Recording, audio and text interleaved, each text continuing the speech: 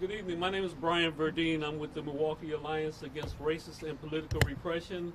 I'm joined with two family members here of Keyshawn Thomas' cousin, Miss Garcia, and his sister, Miss Cleveland. And we're delighted that the family and community has showed out in such a resounding way this afternoon. And Von Mays from ComForce will also have remarks. We in the Milwaukee Alliance Against Racist and Political Repression have been advocating that any time the Milwaukee police are involved in any criminal activity, that their names be released within 24 hours and the video be released within 48 hours. In that case, we are demanding today that the names of the 3 officers who were suspended or put on office or desk duty, that their names be released immediately. It is now, and I want to really give my hats off to the family of Keyshawn Thomas. They've been very patient. They've been waiting now. It has been 44 days since Keyshawn died on the floor in this building here. It's been 44 days, and they've been very patient with the whole process in order to, try to bring some semblance of justice. And so it was 44 days ago, and yet the Waukesha police have seen fit only to release 17 minutes of video. And this is after he was in custody for 16 hours. And we find that to be an outrage as well. 16 hours in custody and only 17 minutes of video have been released. We are demanding also today that all 16 hours of the video be released to the community. What good are these darn cameras if we can't have transparency and the community is not, we pay for these cameras and all this video. What good are they if the community is not allowed to access them? And then lastly, we call on Chief Norman, the DA's office, the Fire and Police Commission for complete transparency. This involves our entire community because a simple traffic stop should not be a death sentence in the city of Milwaukee. Right. And I'd like to turn the cameras over to Miss Garcia, a cousin of the family, who also saw the video yesterday and with the Waukesha police. Hello, thank you for everyone for being here today. Markeisha, his mother, was not able to make it today. After finally being able to view the 17 minutes of video that have been released, it was quite difficult for her to be here today. So what she would like to say is the anticipation for transparency that she has shown has been humble, and the humility that she has shown throughout this entire process is something to be admired. However, having said that, she has yet to have any information regarding Keyshawn and the duration that he spent in the 16 hours that he was in the Milwaukee Police Department's custody. What she's asking today is that they have complete transparency. The officers that did not want to make statements and be interviewed, that they be interviewed and make those statements so that we can really get down to the bottom of what happened and all of the events that took place the entire time he was there. We're asking that all of the video be shown to the family. The attorneys that the family does have representing them have just recently everything that they have requested has been denied. So we would like reports, all information pertaining to Keyshawn while he's in custody to be released. We're asking that the edited video that was shown, that the most imperative part while he was in the cell, when he was found, when it was noticed that there was an issue, all of that be available to view. The last time she saw her son alive was the video that everyone else is able to see today. So I think that everyone in the community can understand her position in wanting to see what happened to her son. And hopefully the district attorney will take notice and understand that this is an important matter, and we're depending on him to be sure to have a really full scope of what happened as well. The Waukesha Police Department, we do understand their position has been, what we've been told many times, they believe they are trying to do the right thing, they wanted to do the right thing. So the right thing to us looks like everything to be shown, that would be the right thing. The right thing is more than 17 minutes of video. The right thing would be for everyone involved to be required to give an interview, to be required to have the events that took place and what they saw to be on record. So that's what we would like to see, and I think that it's really imperative to get the truth out there of what really happened. So, quick question for you. When Sure. you were with the Waukesha police yesterday, did they say why it was only 17 minutes and not the full thing? That's a good question. We did ask, and Markeisha did ask why she could not review the whole thing. They said that this was the only thing that the video that is being shown to everyone else was the only video that is being made available, and that they felt that this was the most pertinent information. Obviously, that doesn't seem to be the case. Not being able to see how many times he was checked on, how many cell checks were there, how many different officers were on staff when Keyshawn was there. We were told that this is under investigation, and that the Milwaukee Police Department is showing that they're willing to be transparent with the 17 minutes that they've shown. So that is the answer that we Please got. hold your questions until after. Please hold your questions till after everybody speaks. Uh, Yeah, Right. okay. Make sure to mention that some of the police refuse to cooperate. Sure. We were when meeting with the Waukesha Police Department, we did ask if they were able to speak with all the officers that were on duty. We asked how many checks were done. They said that not every. They did request several of their officers that were present to give interviews and to give statements. However, that it was their right not to, like everyone else, and that they couldn't make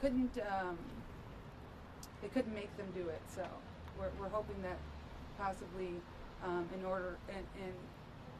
in the name of transparency that they will do that.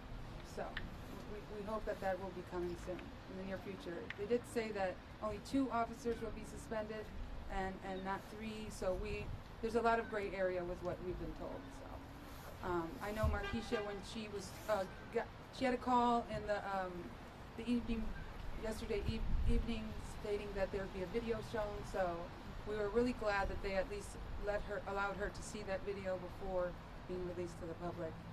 And she did request that his body that was taken out of the cell be retracted from the video that was shown today, and the district attorney's office did request that from the Milwaukee Police Department, which they did in turn do.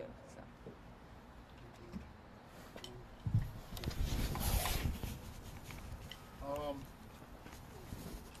As some of these signs here state, and as the family has continued to state as well, the release of the entire video should not be a question in the aura of transparency. I can point to incidents across the United States, particularly in Chicago. I remember one where there was a file released, and every body cam document, squad car video were all in there, and that family and that community got to go through that stuff and see everything and decide for themselves what was important and what wasn't. So the release of this video, I don't know what the standard operating procedure is, but there needs to be a standard set and it needs to be followed, including the amount of time, as you've heard. Comm Force's position has been 7 to 14 days, but I know there's some requests for 24 to 48 hours. That's going to be up to them to decide what is adequate and what isn't. But fair is fair. We should not be here 45 days almost later talking about this. And when we're talking about transparency, it should not have taken this long. I also sat and watched in my car that video, and I saw a number of things that, just in safety measures in total, in this jail or any jail, I saw things that concerned me. One of them was the first aid. There's no first aid or Narcan placement inside of the cell block. So what it looked like is even when they supposedly were trying to render aid, they had to go outside of the cell block to retrieve these things and then bring them in. That's wasting time. There should be something in reach to where this stuff can be administered right away. I also saw that there's no alert or no type of alarm inside of that cell block.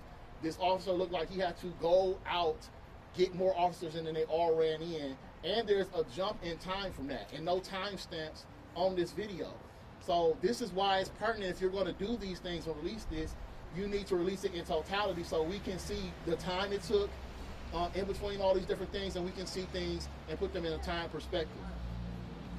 I also noticed that they seem to have motion sensor cameras. That's a problem. I have Ring cameras at home. They recorded 15 to 30 second clips, and then there's a gap in between the next time it records, even if you're doing motion the whole time.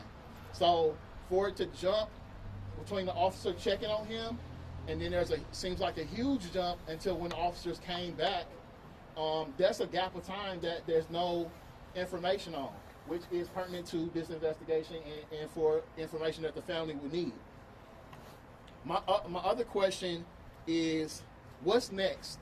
Because I do know that some of the officers were suspended, but what happens now? Because we see some negligence. We see that, some officers knew that he ingested something, did not suggest or render aid, and I want to appreciate the officer who did suggest that he get aid, whether he refused or not, but if there's an ingestion, when we have a problem with fentanyl and people dying, all these talks about Narcan, if you ingest something, there should be an automatic medical request, whether that person wants to or not, because you cannot continue to have deaths that can be prevented, especially when it talks about drugs. And when you know and you have seen this person ingest something, and they tell you that they have, whether they want it or not, you should be getting them medical assistance for that.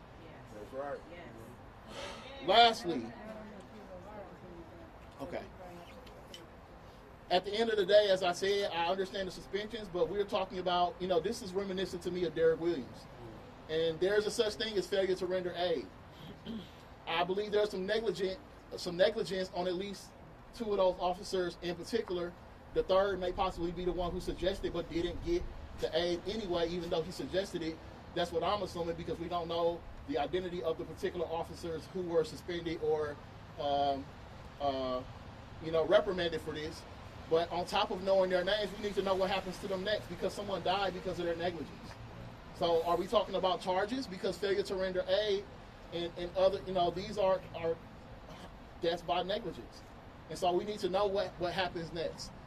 And these are things that we're going to ask of the Fire and Police Commission. We're going to ask of the District Attorney's Office. We're going to ask of Chief Norman.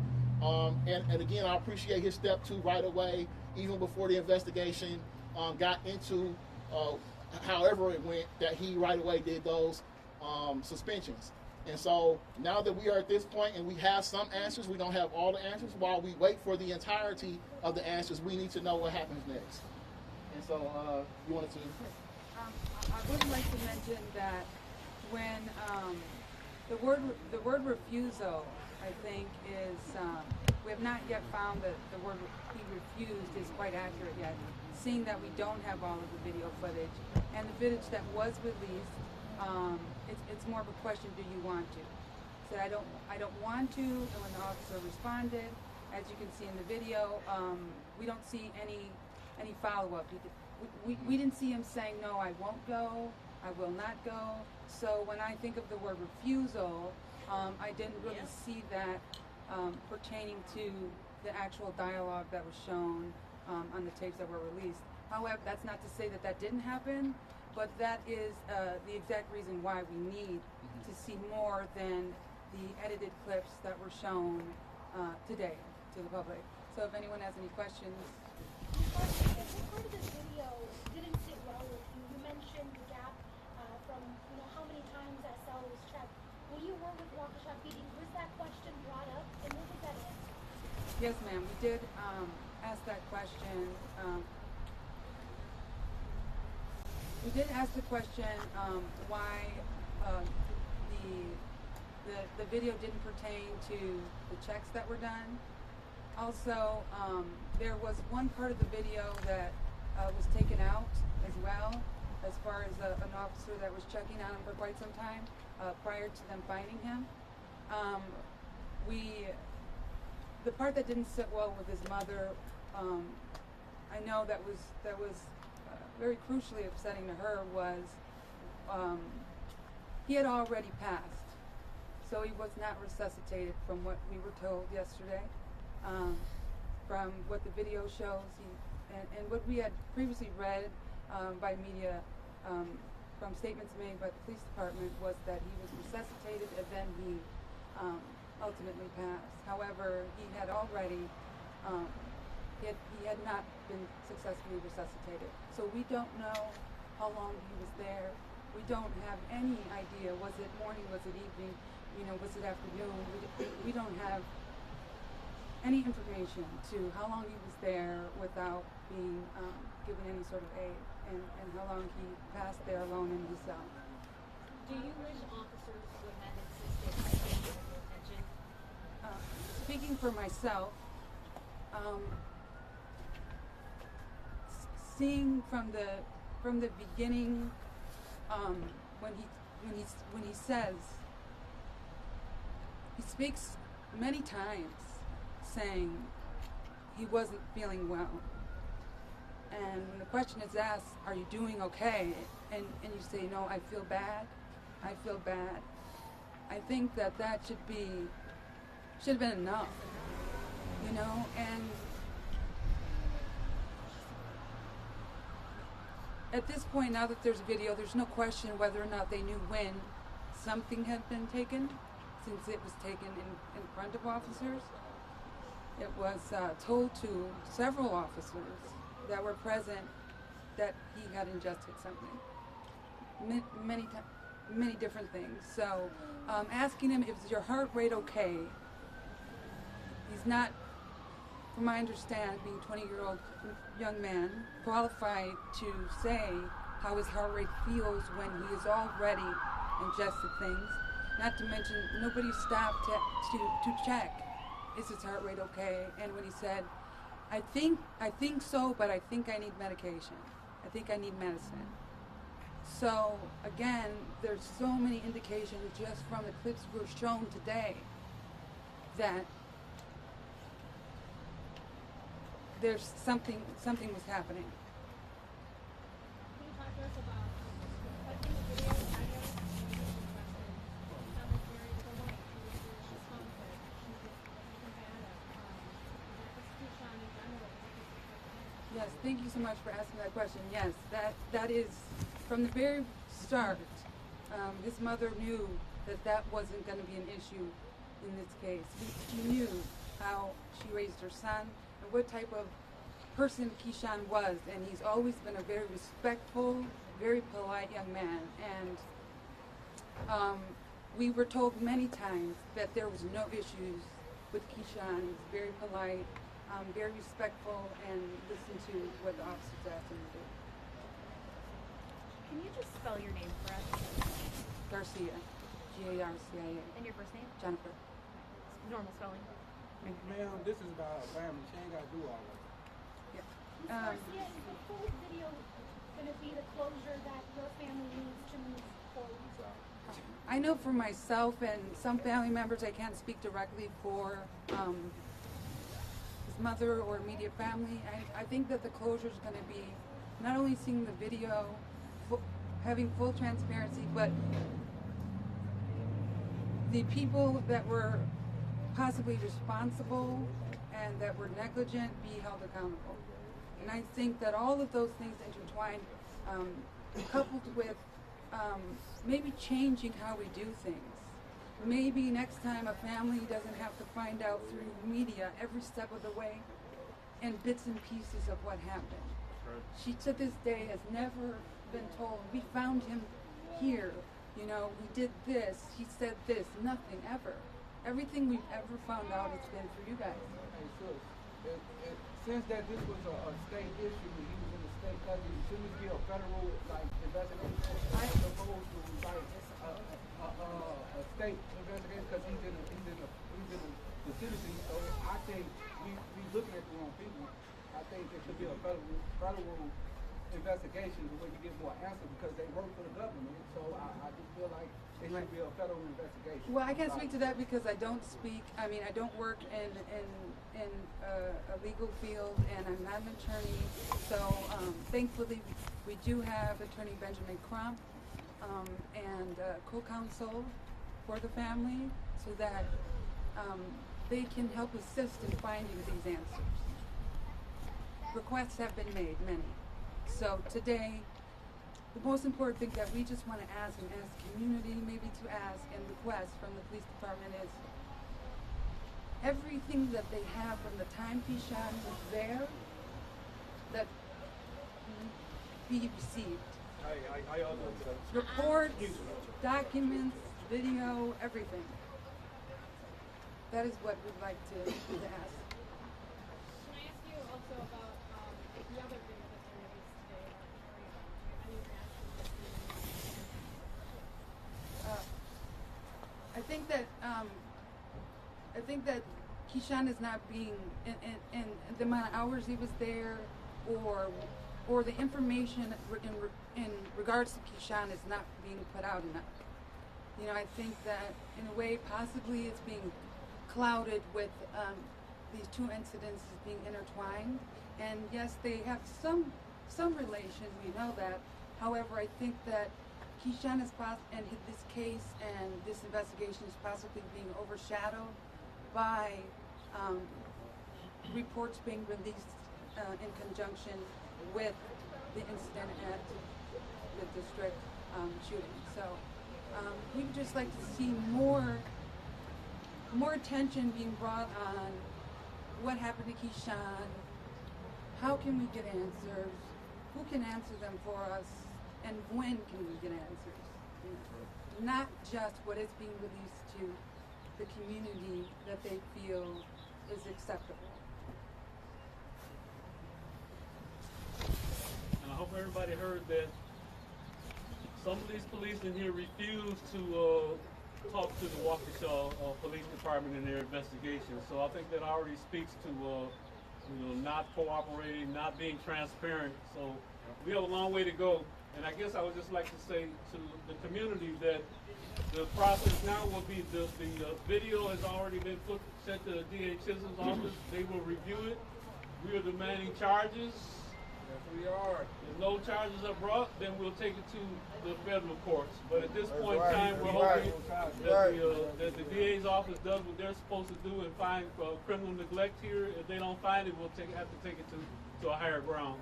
And we're certainly counting on the Fire Police Commission also to be transparent in this whole matter. And again, we do appreciate the district attorney helping the family have the part in the video removed of Keyshawn's body being removed from the cell. So we do want to say thank you for his quick response on that. Just one more thing, have your family send that video to the FBI because we have it on state ground, and that's a federal understanding right there. So I would just have your family send it to the FBI and see where they go from there. And thank you all for coming today. We really do appreciate it. Love Keyshawn. All right. And so again, to the community, let's say his name. Say his name. Keyshawn! Say his name. What's his name? Justice for Keyshawn! What's his name? What's his name? Keyshawn! What's his name? Keyshawn! What's his name? Keyshawn! What's his name? Keyshawn! What's his name? Keyshawn! What we gonna get? Justice! What we gonna get? Justice! What we gonna get? Justice! Right on. Let's go! Justice for Keyshawn Thomas!